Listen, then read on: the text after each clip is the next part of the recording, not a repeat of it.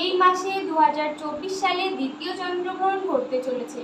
ভারতের অনেক জায়গায় এই চন্দ্রগ্রহণ দেখা যাবে। ভারতে আংশিক দৃশ্যমান হবে এই গ্রহণটি, যেখানে ইউরোপের বেশিরভাগ দেশে একটি পূর্ণরূপে দৃশ্যমান হবে। আসুন জেনে নেওয়া যাক কবে ভারতে এই বছরের দ্বিতীয় চন্দ্রগ্রহণ ঘটতে চলেছে।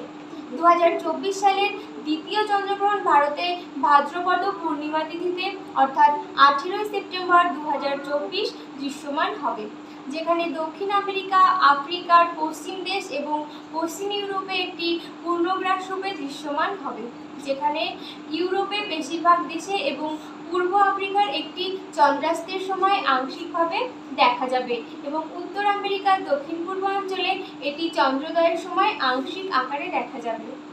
চন্দ্রগ্রহণের সময় এবছরের দ্বিতীয় এবং শেষ চন্দ্রগ্রহণ 18 সেপ্টেম্বর 2024 ভাদ্রপদ পূর্ণিমায় ঘটবে। পৃথিবী যখন সূর্য ও চাঁদের মাঝখানে আসে তখন সূর্যের আলো চাঁদে পৌঁছায় না, এর ফলে চন্দ্রগ্রহণ হয়।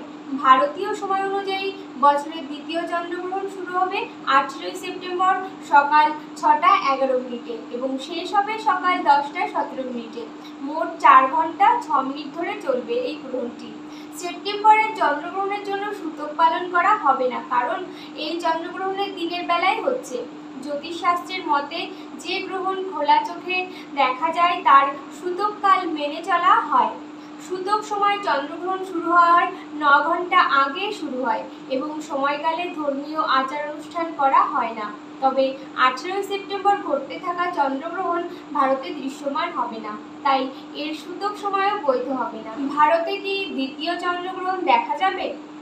খণ্ডগ্রাস বা আংশিক চন্দ্রগ্রহণ শুরু হওয়ার সময় ভারত জুড়ে চাঁদ অস্ত যাবে, তাই এই গ্রহণ ভারতে অদৃশ্যই থেকে যাবে।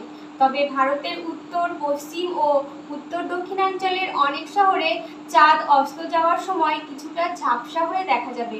আসুন জেনে নেওয়া যাক ভারতে কোথায় এবং কখন চন্দ্রগ্রহণ দেখা যাবে।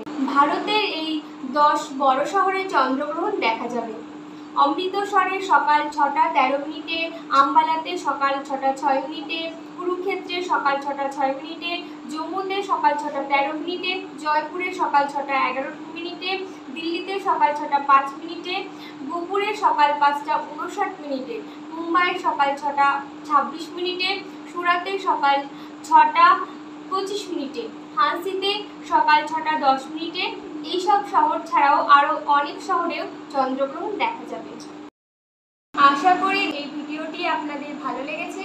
ভালো লাগলে আপনার পরিচিতদের মধ্যে শেয়ার করে দেবেন। চ্যানেলে নতুন হলে চ্যানেলটি সাবস্ক্রাইব করতে ভুলবেন না। এই দুর্লভ মানব জন্মকে সার্থক করতে সর্বদা কৃষ্ণ সেবায় নিজেকে নিযুক্ত রাখুন। কৃষ্ণ চিন্তা, কৃষ্ণ ভাবনায়, কৃষ্ণ সাধনায় নিজেকে এগিয়ে নিয়ে যান। কৃষ্ণ বিনা এই জগতে কোনো গতি নাই। সকলেই খুব ভালো থাকুন এবং সুস্থ থাকুন, এই কামনা রেখে আজকে এখানেই শেষ করলাম। নমস্কার, ধন্যবাদ। ঈশ্বর আপনার মঙ্গল করুক। জয় শ্রীকৃষ্ণ। রাধে রাধে।